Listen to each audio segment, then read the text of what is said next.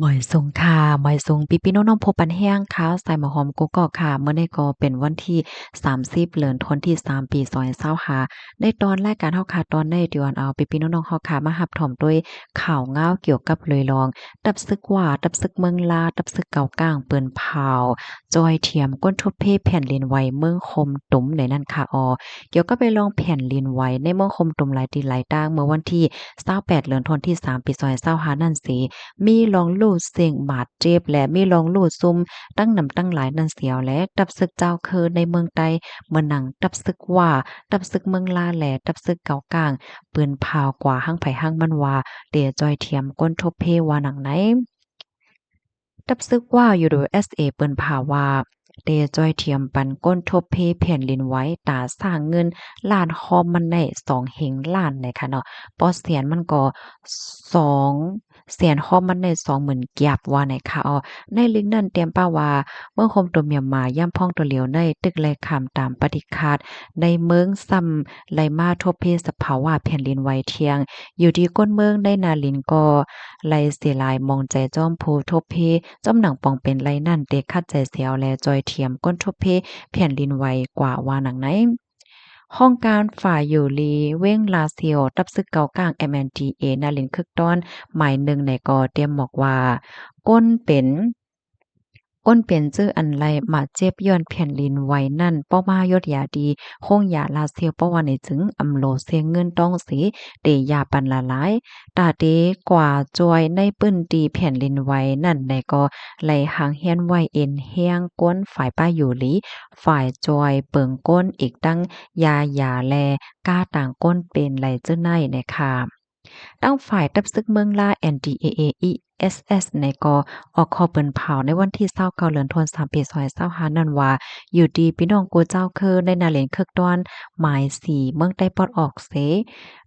เมืองใต้ปอดออกในก็ยินเสียหลายมองใจจ้อมก้นเมืองจื้ออันแลคำตามแผ่นดินไหวอิงสันตั้งเสียงตาเตป้นคำกว่าไหลลองตั้งหยับเผิดลงได้เพราะว่าไหลเงิน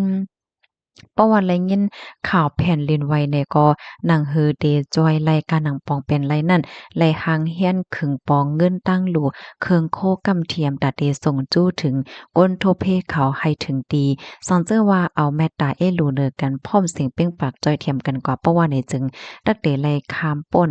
ตักเดคามป่นไลตั้งหยับเพิดลงเจ้าในอยู่ว่าไหนคะ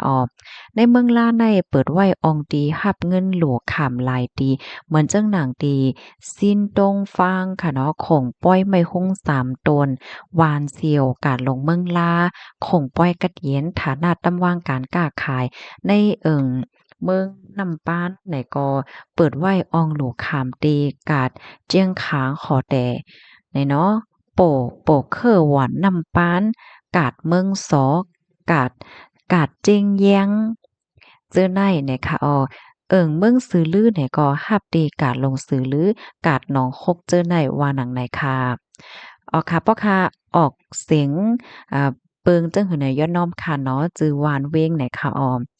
ตั้งฝ่ายข่าวของสีซึ่งมัน MRTV ออกไว้ว่าวันที่28เดือนธันวาคมปี2025นั้นเมื่อคมตุ่มเลยทบเพแผ่นดินไหวอิงสันฮาวแห้งที่สุดในข่าวต่างปากปีในค่ะเนาะมีคนรู้สิ่งสายใจเฮงปายมาเจ็บซองเฮงป้ายอันหาหลายไว้ก็มีว่าไหนค่ะอันนี้ก็เป็นข้อมูล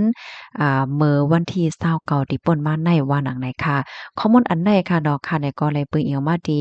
ตั้งของการฝ่ายเงาหาเสียงใต้เก็บหอมตอมเสและเตรียมต่างไว้ว่าจังหนังไหนเนี่ยค่ะค่ะกำไดค่ะดอกค่ะเด็กขยอดอ่อนพี่น้องค่ะมาด้วยแทงเส้นสายไม้โหยอยย่ำมันเนี่ยค่ะเนาะ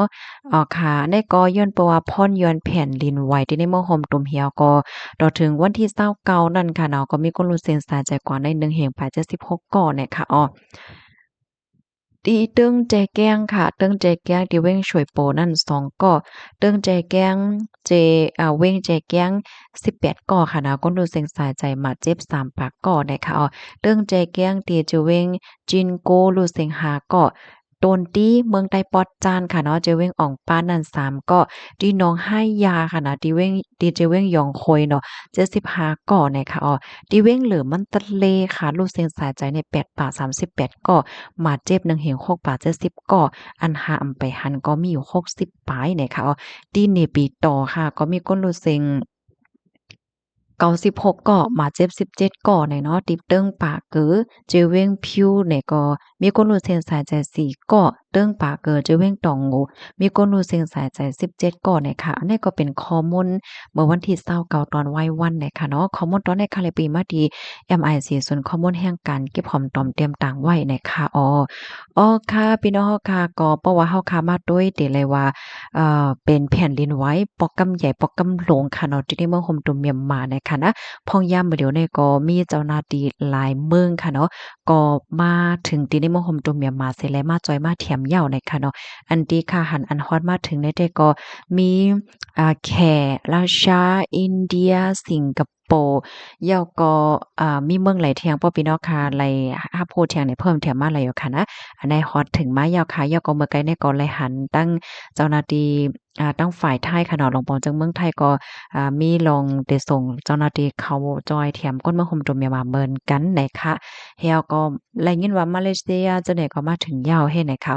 อเมริกันก็ตั้งฝ่ายจอมจึงโดนัลด์ทรัมป์ค่ะเนาะเพิ่นก็รัฐว่าได้จอยนั่นค่ะเนาะก้อยกาดอกถึงเมื่อเหลียวได้ก็ไปหันเจ้าหน้าที่อเมริกันฮอดถึงที่ในเมืองโฮมตุมไหนค่ะมันก็มีความถามค่ะเนาะว่าไปหันมาล่ะในก็จังหนังว่านั้นยาวค่ะเนาะเมืองอเ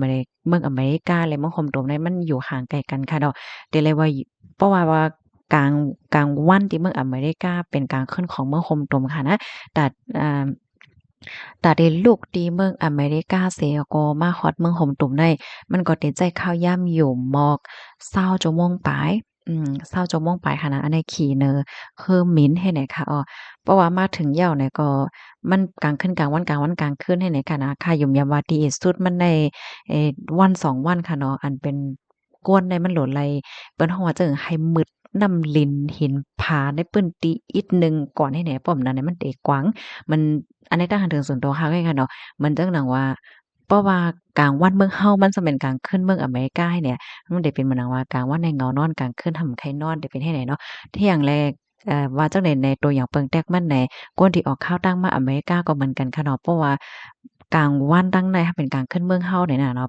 ตาเตปรับตัวห่างจั่งใดก็มันเลยใจข้าวยามอีกหนึ่งในข่าวก็เพราะว่าฮอดว่าถึงแล้วจึงหือเพราะคันไลฮับผู้ไหนค่ะที่เอามาเป็นแพ่เป็นพี่น้องค่ะเนาะอันนี้ก็ตอบปันคำถามบางก็ว่า เฮียงแหลมไปหันมาถึงไหนเนาะมันไกลกันไหนค่ะเนาะอยู่ไกลกันไหนค่ะค่ะยินจบกูก็ค่ะย้อนให้อยู่หลีกินวันให้รอดเพศกันค่ะเหมือนสงค่ะ